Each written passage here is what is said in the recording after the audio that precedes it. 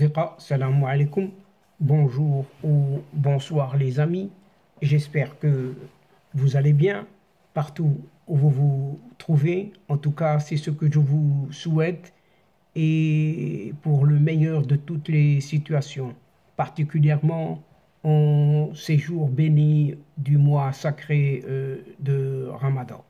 Bienvenue sur votre chaîne Bled Maghribia qui attend bien évidemment comme toujours vos encouragements qui nous font beaucoup de bien. Un tout grand merci pour vos gentils commentaires ainsi que pour vos précieux conseils. Merci de nous recevoir chez vous une nouvelle fois. Abonnez-vous pour rester très informés et surtout, faites abonner toutes vos connaissances pour recevoir les dernières nouveautés. La présente séquence vidéo se penche sur ce qui se passe en ces derniers temps, en cette Algérie, ou plutôt sur les raisons d'une certaine mise à l'écart d'un certain ministre des Affaires étrangères.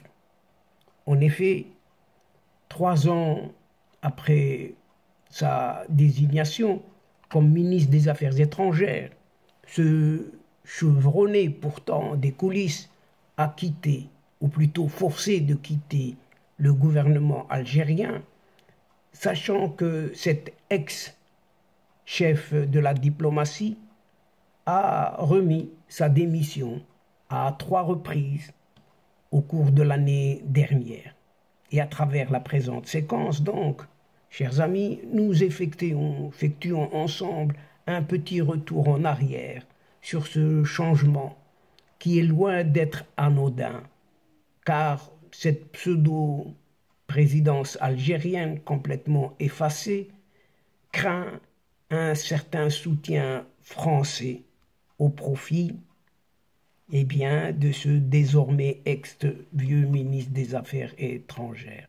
Et nous verrons ensemble, si vous le voulez bien, ce qu'il en est en ces craintes, ou plutôt une course au pouvoir qui ne dit pas son nom. Et pas plus tard, au milieu de l'après-midi d'un certain jeudi 16 mars dernier, les chaînes de télévision privées et officielles algériennes ont commencé à diffuser un spot rouge en gros caractères, un flash. La présidence de la République annonce un remaniement imminent de l'équipe gouvernementale. À ce moment-là, la seule question qui taraude les journalistes et les observateurs de savoir qui devrait remplacer le ministre des Affaires étrangères, un certain Ramtan Lamamra. Plus que pour ses 10 autres collègues écartés du gouvernement, son sort, Ramtan Lamamra d'Issalji, était scellé depuis plusieurs semaines déjà. À Alger, beaucoup de journalistes et diplomates savaient en effet depuis plusieurs mois que Ramtan Lamamra était sur un siège éjectable. Pourtant, étiqueté de diplomate chevronné, connaisseur des rouages de l'Union africaine et des Nations unies, celui qui a incarné la diplomatie algérienne ces 3 dernières années, n'était visiblement pas dans les bonnes grâces d'un certain chef de l'État, un certain athée bien sûr. Dès sa première année de présidence, cet athée avait en effet porté son dévolu sur un autre diplomate reconnu, un certain Sabri Bokadoum, pour être le ministre, ou plutôt son ministre des Affaires étrangères. Mais l'Algérie avait, paraît-il, une grande ambition diplomatique que seul un homme de l'envergure de Ramtan Lamamra pouvait faire aboutir, pensait-on, dans l'entourage de présidentiel. Ce pseudo-président de la République, cet athée, s'était donc résigné à rappeler l'ancien ministre des Affaires étrangères d'un certain petit abbé, chassé du pouvoir depuis.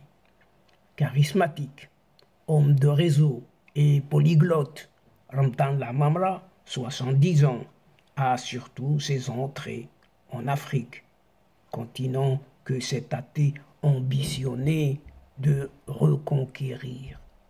Mais au bout de quelques mois, si ce n'est au bout du compte seulement, les dissensions commencent à apparaître et dans certains cercles algérois, on susurre que le ministre des Affaires étrangères nourrit des ambitions présidentielles et qu'elle daterait déjà de 2019, après la chute de ce petit abbé, contraint à la démission par une révolte populaire du Hirak.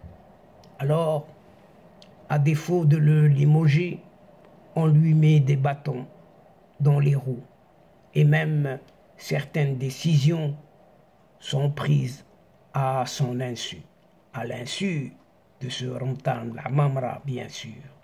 Puis, on demande en outre aux médias gouvernementaux de ne pas médiatiser ses activités. En tout cas, c'est ce que rapporte une source diplomatique à Middle East Eye. Agacé, Ramtan Lamamra a remis sa démission à 3 reprises au cours de l'année dernière, atteste toujours Middle East Eye, un ancien ministre qui le connaît bien.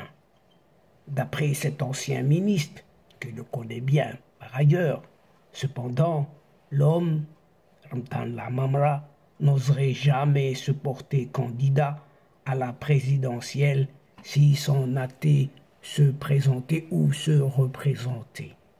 Pourtant, et à chaque fois, pour raison d'État, la démission du ministre des Affaires étrangères est rejetée à chaque fois. Et Ramtan Lamamra finit toujours par réapparaître après plusieurs jours, voire des semaines, durant lesquelles il s'éclipse en effectuant souvent des tournées dans des pays africains ou arabes.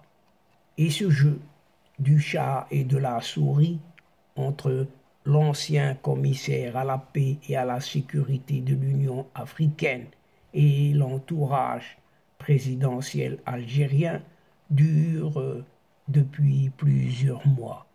Mais début février, les événements s'accélèrent. Le 8 février dernier, les médias algériens et français rapportent que l'activiste et opposante algéro-française, une certaine Amira Bouraoui, a réussi à quitter la Tunisie avec l'assistance consulaire de la France. Et patatras. Et cela provoque une nouvelle crise entre Paris et Alger. Un communiqué du ministère des Affaires étrangères évoque une certaine colère des autorités algériennes qui accusent des services de l'État français d'avoir exfiltré l'activiste vers la France. Et quelques minutes après, c'est au tour de la présidence de la République qui annonce le rappel de l'ambassadeur algérien à Paris pour consultation. Dans les cercles initiés, on assure que cette levée de bouclier s'est faite sans l'assentiment du ministre des Affaires étrangères, dont la longue éclipse a d'ailleurs coïncidé avec cette date. Au lendemain de cette nouvelle brouille entre Alger et Paris, les médias algériens annoncent que le président de la République, complètement effacé, a opéré un mouvement dans le corps diplomatique ayant touché des ambassadeurs et consuls généraux de plusieurs capitales dans le monde. Une nouvelle fois, cette amnésique présidence de la République algérienne n'aurait pas associé le chef de la diplomatie à cette opération. Un cavalier seul de ce président, soi-disant, et d'autres sources médiatiques, avancent une version complètement différente. Ramtan Lamamra a présenté une liste d'ambassadeurs et consuls que la présidence a refusé en substituant une autre liste, indique toujours Middle East Eye, un journaliste qui connaît les rouages de la diplomatie algérienne. D'autres sources encore évoquent une raison supplémentaire à cette rupture. Le pseudo-président algérien a décidé tout simplement d'attribuer un budget, écoutez bien, de 1 milliard de dollars à l'agence algérienne de coopération internationale rattachée à la présidence pour financer des projets de développement dans certains pays africains. Ramtan Lamamra n'aurait pas apprécié et aurait demandé que le dossier soit géré par son département, confie un journaliste toujours à Middle East Eye. Et comme à chaque coup du sort, Ramtan Lamamra garde le silence en préférant se retirer de la scène publique. Et cette éclipse n'est interrompue que brièvement pour recevoir le 23 février dernier les copies des lettres de créance des nouveaux ambassadeurs accrédités à Alger. Ramtan Lamamra assiste également à une cérémonie organisée en l'honneur de membres de la protection civile algérienne qui ont pris part au sauvetage des populations sinistrées par le séisme en Turquie et en Syrie. Mais en dehors de ces rendez-vous, toutes les autres réceptions, y compris celles de ministres venus à Alger, sont assurées par l'autre zinzin de secrétaire général du ministère, un certain Ammar Blani. Les spéculations vont alors bon train sur un retrait de Ramtan Lamamra, certains pensant même à une possible maladie. Cependant, le 11 mars dernier, les doutes commencent à se dissiper et lors de la venue d'un certain président ougandais, Yoweri Museveni, à Alger pour une visite d'État, c'est encore ce crétin de Ammar Blani qui est chargé de l'accueil, aux côtés de son président athée et d'autres hauts responsables, qui s'appellent ainsi. Le lendemain, les images de l'arrivée à l'aéroport d'Alger du haut représentant de l'Union européenne pour les affaires étrangères et la politique de sécurité sont même très saisissantes. Eh bien, Joseph Borrell ne trouve pour l'accueillir qu'un haut fonctionnaire du ministère des Affaires étrangères. Pas plus. Puis le programme de la visite de ce responsable européen est amputé d'un déjeuner initialement prévu avec le ministre algérien des Affaires étrangères. C'est encore une fois cet idiot de service qui est ce Ammar Blani qui supplée le chef de la diplomatie lors d'un repas partagé entre Joseph Borrell et cet athée totalement effacé. Désormais, il ne s'agit plus de savoir si Ramtan Lamamra quittera le gouvernement, mais quand, à quel moment. Et dans les chancelleries, les couloirs des rédactions algéroises, on commence à conjecturer sur l'identité du futur ministre des Affaires étrangères. Contre toute attente, cet athée n'a pas nommé son aliéné de Ammar Blani en remplacement de Ramtan Lamamra, comme le suggéraient des médias et autres diplomates, dont des accompagnateurs même de ce Josep Borrell. Eh bien, le pseudo-président a rappelé tout simplement du monde un ancien titulaire du poste, un certain Ahmed Attaf, ministre des Affaires étrangères, lui, de 1996 à 1999. Cet homme de 71 ans avait pourtant quitté toute fonction officielle depuis plus de 24 ans déjà.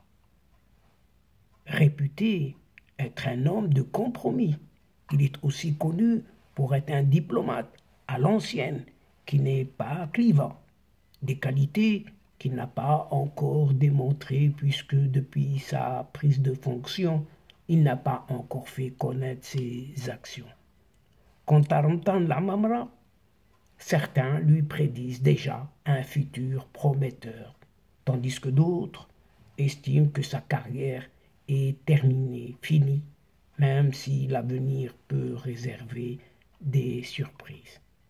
Mais malgré son limogeage quasi humiliant du gouvernement Ramtan Lamamra, désormais ex-ministre algérien des Affaires étrangères, continue de hanter, voire même susciter de nombreuses inquiétudes. Le clan de cet athée, le président algérien, qui se prépare à briguer un deuxième mandat à la tête de l'État algérien, en espérant que personne ne va se dresser sur son chemin pour l'empêcher de concrétiser son rêve. Justement, pour cet athée, cet obstacle pourrait être Ramtan Lamamra. Pas plus, pas moins, si ce n'est Ramtan Lamamra, dont les ambitions personnelles sont désormais un secret de polichinelle. Mais ce n'est pas l'ambition de Ramtan Lamamra qui inquiète son athée et son entourage. C'est surtout le potentiel soutien français dont Ramtan Lamamra pourrait jouir. Et selon plusieurs informations, cet athée a été pressé par ses conseillers et ses plus fidèles collaborateurs de se rabibocher vers son Emmanuel Macron pour tourner la page des tensions nées dans le sillage de la crise politique déclenchée le 6 février dernier par cette affaire dite Amira Bouraoui, cette opposante franco-algérienne évacuée par les services consulaires français depuis Tunis vers la France à la suite de sa fuite illégale du territoire algérien. Eh bien, cet athée, sans foi ni loi, encore moins de morale que de vertu, a été ainsi encouragé par son entourage à se réconcilier rapidement, pour ne pas dire dardard, avec son Emmanuel Macron en raison des informations persistantes annonçant un soutien franc de Paris à une éventuelle candidature de Ramtan Lamamra aux élections présidentielles algériennes en 2024. Et selon toujours ces informations, qui sèment un véritable vent de panique au sein du clan athée Ramtan Lamamra, et particulièrement soutenu par le conseiller chargé de l'Afrique du Nord et du Moyen-Orient à l'Élysée, un certain Patrick Durrell, l'homme qui inspire la politique maghrébine d'Emmanuel Macron. Influent stratège, Patrick Durrell est considéré comme un ami très proche de Ramtan Lamamra et l'un de ses plus fidèles soutiens en France. Et Ramtan Lamamra est aussi très apprécié par un important lobby diplomatique en France qui voudrait bel et bien parier sur lui en 2024 en Algérie en le présentant comme le potentiel meilleur allié de la France qui pourrait insuffler une dynamique positive dans les relations franco-algériennes. Par ailleurs, il a été confirmé qu'un large réseau au sein du Stockholm International Peace Research Institute, CIPRI, l'un des centres de réflexion les plus influents dans le monde concernant les recherches entourant les conflits à l'armement, au contrôle des armes et au désarmement, a été déployé pour soutenir la cause de Ramdan Lamamra auprès de plusieurs décideurs et organismes internationaux à la suite de sa disgrâce à Alger. Tout ce réseau vise également à soutenir les ambitions potentielles de Ramdan Lamamra si ce dernier manifeste officiellement son intérêt pour les élections présidentielles de 2024. Et selon de nombreuses informations, Patrick Durel, influent conseiller d'Emmanuel Macron, on tient des relations privilégiées avec plusieurs membres de ce réseau du CIPRI en Suède. Et juste pour rappel, en avril 2020, Ramdan Lamamra avait été nommé par le gouvernement suédois comme membre du conseil d'administration de l'Institut international de recherche sur la paix de Stockholm, CIPRI. Les activités discrètes de ces réseaux pro-Lamamra nourrissent les craintes d'un certain athée qui veut désormais partir à tout prix en France pour parler les yeux dans les yeux à Emmanuel Macron au sujet de la position de la France vis-à-vis de la délicate question de son deuxième mandat présidentiel. Et donc, chers amis, mesdames et messieurs, c'est ici, sur les raisons d'une certaine mise à l'écart d'un certain ministre des Affaires étrangères dans la présidence algérienne actuelle, craint vraiment un soutien français que prend fin cette séquence tout en prenant congé de vous, mais nous espérons vous retrouver comme d'habitude et très bientôt avec un immense plaisir bien sûr. Merci pour votre participation, sans oublier de nous aider mutuellement, d'aider votre chaîne en vous y abonnant afin d'être informé très rapidement et surtout en partageant autour de vous les séquences vidéo de votre chaîne. Et pour cela, il suffit juste d'un petit clic sur votre téléphone en allant chercher quelques adresses dans vos biblios. Et tout cela est simple. Il suffit de quelques instants seulement. Pour moi, le moment est juste à arriver pour vous dire au revoir les amis. L'asdiqa. Assalamu alaikum wa rahmatullah wa barakatuh. À la prochaine fois et à bientôt. إلى اللقاء في حصة أخرى إن شاء الله. مع السلامة.